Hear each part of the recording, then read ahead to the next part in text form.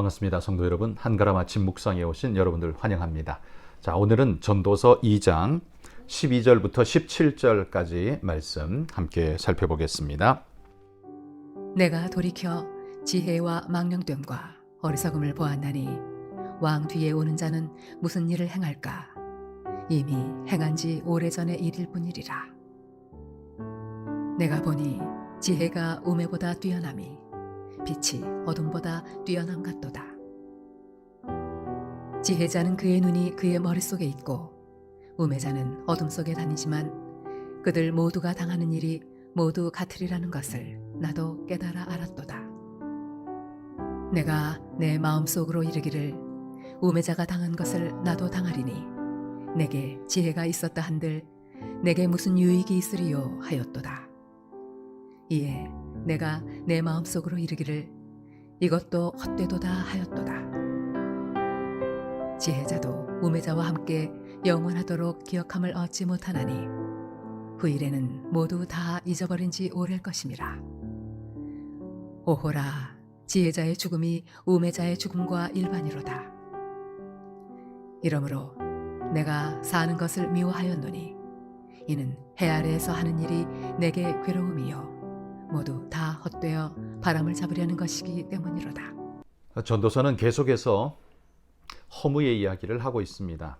지혜자도 왕도 왕들의 그 부유한 즐거움도 다 허무하다라는 사실을 강조하죠. 오늘 본문 말씀도 여전히 그 연장선에 있습니다. 오늘은 지혜자나 우매자나 결국 같이 허무하다라는 이야기를 끌어가고 있습니다.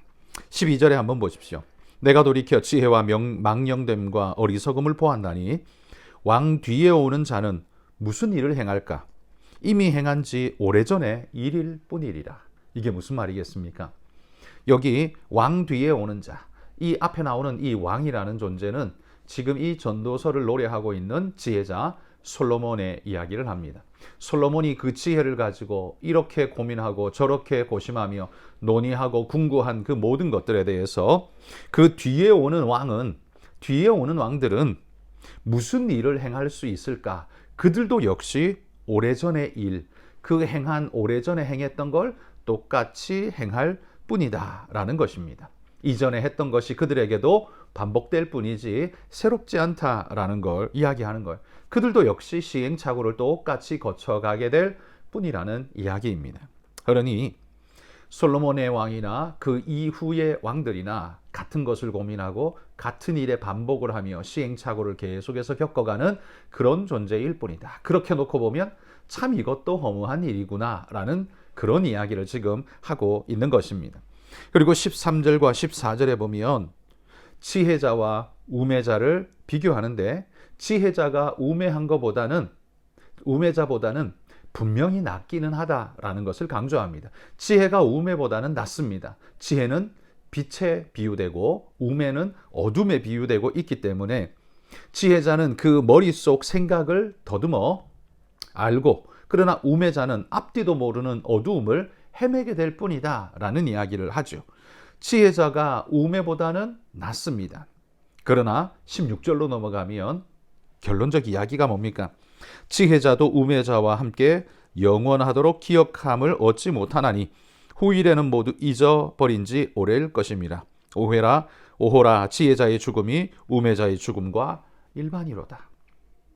지혜자라고 말하던 그 모든 자들의 그 많은 지혜와 그 결과물들도 결국 우매자의 어리석은 죽음이라고 말하는 그 죽음이가 똑같이 결국 죽고 나니 어차피 똑같더라라는 겁니다. 살면서 누린 것이 조금 달라 보이기는 하지만 죽고 난 이후에 그들의 무덤은 결국 똑같은 이야기를 하고 있을 뿐이더라. 죽음 앞에서 지혜자나 우매자나 결국 같은 것 아니냐, 넘어설 수 없지 않느냐라는 이야기를 합니다. 지혜가 우매보다 낫기는 하지만 결국 죽음 앞에 아무것도 아니면 넘어설 수 없는 존재인 것을 그는 노래하고 있습니다.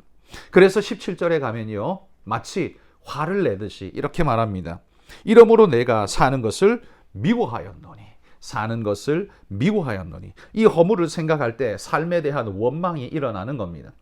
이렇게 허무하게 이거나 저거나 어차피 똑같아지고 이런 모든 의미 없는 허무의 결론을 모두가 내리게 된다면 그러면 우리가 산다는 게 무슨 의미가 있는가? 결국 이게 무슨 의미를 가질 수 있는가라는 한탄을 쏟아내고 있죠. 삶의 의욕이 상실되는 모습과 결국 이것에 대한 분노를 표하고 있는 그런 인간의 모습을 보게 됩니다.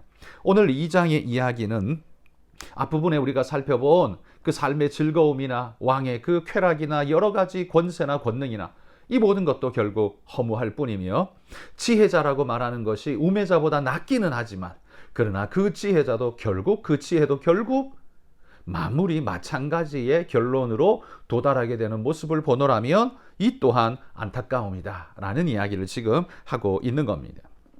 그러나 여러분 앞에서도 제가 전도서를 처음 시작할 때 말씀드린 것처럼 전도자는 인생의 허무주의를 노래하면서 될 대로 되라는 식으로 삶을 이야기하고 있지 않습니다. 모든 삶이 허무하니 네가 노력하는 게 헛되다 쓸데없다 그러니 그냥 살아라 욜로족의 원형을 보여주는 이야기가 아닙니다. 전도서의 이야기는 결국 인생, 하나님 없는 인생의 허무를 이야기한다고 했습니다. 인간이 노력하고 지혜를 얻고 많은 재물을 누려보고 높은 권세의 자리에 올라가 보지만 그 모든 단계들 속에 나름의 의미는 있다 하겠지만 결국 크게 놓고 보면 결국 그들의 죽음 앞에서 동일한 모습처럼 결국 무의미, 헛됨으로 결국 귀결될 것 아니냐. 이것이 무슨 의미를 가질 수 있느냐라는 그런 이야기를 지금 하고 있는 것이죠. 여러분 이 전도자의 이야기는 오늘날 우리 세상 속에 나아가 보면 많은 사람들이 특별히 실패하고 혹은 약자의 상태에 있고 어려움에 있는 이들이 항상 외치는 말들과 아주 비슷해 보입니다. 물론 그렇다고 강자들의 이야기는 여기와 다르냐? 그들도 역시 똑같은 것을 느끼게 될 뿐입니다. 그래서 오늘 이 시대에 이야기하는 모든 것들이 결국 허무 아니냐? 인생은 결국 허무로 귀결되는 것 아니냐라는 이야기를 할 수 있을 겁니다. 그러나 성경은 이렇게 말합니다. 그래, 하나님 떠난 인생의 결국은 결국 그럴 수밖에 없을 거야. 그러나 하나님 안에 들어온 인생은 그 허무한 인생의 의미를 발견하게 될 것이며 그의 삶은 놀랍게 변화되어질 거야 라고 이야기를 하고 있는 것입니다. 여러분 하나님께서 우리의 삶, 우매자의 죽음이나 지혜자의 죽음이나 매 한 가지라고 말하는데 여러분 우리가 죽고 난 이후 죽음 이후의 삶을 하나님께서 주장하시고 우리에게 그 이후를 약속하신다면 어떨까요? 그러면 그 무덤이 동일해 보이는 게 아니라 확연하게 다른 결과를 낳게 될 것입니다. 지혜자 곧 믿음의 사람의 무덤은 의미 있는 찬란한 승리의 승전보의 영광의 무덤 같을 것이며 우매자의 무덤은 결국 인생 애쓰다가 결국 이렇게 비참하게 가버린 실패자의 모습 같아 보이게 될 것입니다. 하나님이 우리 삶에 의미를 주시고 천국을 우리에게 약속하고 보장한다면 오늘 이렇게 허무와 부정을 이야기하는 우리가 천국 하나님의 나라 안에서 하나님의 약속 안에서 귀한 소망의 은혜를 우리는 덧입을 수 있을 것입니다. 또한 삶의 목적과 의미를 발견하지 못하면 17절에 말한 것처럼 내가 사는 것을 미워하노라 라고 외칠 수밖에 없을 겁니다. 이거나 그거나 노력해봐야 열매는 별것 아니고 그 결국 허무로 떨어질 수밖에 없다면 나는 인생 자체를 미워하노라 이럴 수밖에 없을 겁니다. 그러나 여러분 하나님께서 성령께서 우리 삶에 의미를 제공해 주시고 인도해 주시고 이끌어 주신다면 우리의 도우미가 되셔서 우리의 삶을 붙잡아 이끌어 주시고 의미의 길로 우리를 인도해 주신다면 우리의 삶은 무의미의 어두움을 헤매는 자가 아니라 진실로 밝은 빛 가운데서 생명으로 나아가는 그런 은혜의 존재가 될 것입니다. 동일하지 않다는 이야기입니다. 우리 인생이 하나님을 만나면 우리 삶의 모든 것이 달라지고 의미를 발견하게 되고 끝인 것 같은 죽음이 그 뒤가 있다는 사실을 발견하면서 하나님의 축복을 바라보게 될 것이라는 겁니다. 동일해 보이는 삶과 죽음이 하나님 안에 있는 우리에게는 전혀 다른 의미로 우리에게 다가오게 될 것입니다. 죽으면 끝이라는 존재들에게는 허무로 인생이 메아리 쳐지지만 하나님을 바라보고 소망하는 우리에게는 그 다음으로 울려 퍼져나가는 그 울림, 확장이 우리 안에 일어나게 될 것입니다. 삶의 진짜 지혜와 의미는 내 안에서 나오는 게 아니라 하나님에게서 발견되어진다는 사실을 전도서는 은근히 우리에게 강조합니다. 지혜로, 높은 성취로, 혹은 지위로, 그 모든 누려보는 즐거움과 쾌락으로, 지혜로, 그러나 그들의 결국은요, 허무라고 이야기했습니다. 그러나 하나님 안에 있는 우리는 어떻습니까? 하나님 안에서, 우리 안에서 나오는 건 이런 허무이고 제한이고 한계이지만 하나님에게서 주어지는 우리는 소망이고 빛이고 소망이 크게 일어난다는 사실을 성경이 강조합니다. 이것을요, 신약에 가면 사도 바울이 이렇게 고백했습니다. 사도 바울은 로마서에서 7장 24절에 이 전도서와 같은 탄식을 쏟아냈습니다. 바울은 이 전도서의 이야기를 마치 하듯 우리에게 이렇게 말했습니다. 오호라, 오호라, 나는 곤고한 사람이로다. 이 사망의 몸에서 누가 나를 건져내랴. 절망의 이야기를 했었습니다. 그런 인생의 허무와 절망을 노래했고 나는 답이 없다라는 것을 크게 외쳤습니다. 그렇지만 그 다음 8장 1절에 들어가면 사도 바울은 그리스도 안에서 완전히 새로운 인생을 발견하고 그리스도 안에서 이렇게 말합니다. 그러므로 이제 그리스도 예수 안에 있는 자에게는 결코 정죄함이 없나니 이는 그리스도 예수 안에 있는 생명의 성령의 법이 죄와 사망의 법에서 너를 해방하였음이라. 무의미에 갇혀있는 어두움과 그 무지에 갇혀있던 우리를 하나님 안에 해방하였음이라 라는 승리의 고백을 합니다. 오호라, 나는 곤고한 사람이라 외치던 그가 어떻게 해방하였음이라 그리스도 안에 새로움을 노래할 수 있게 되었을까요?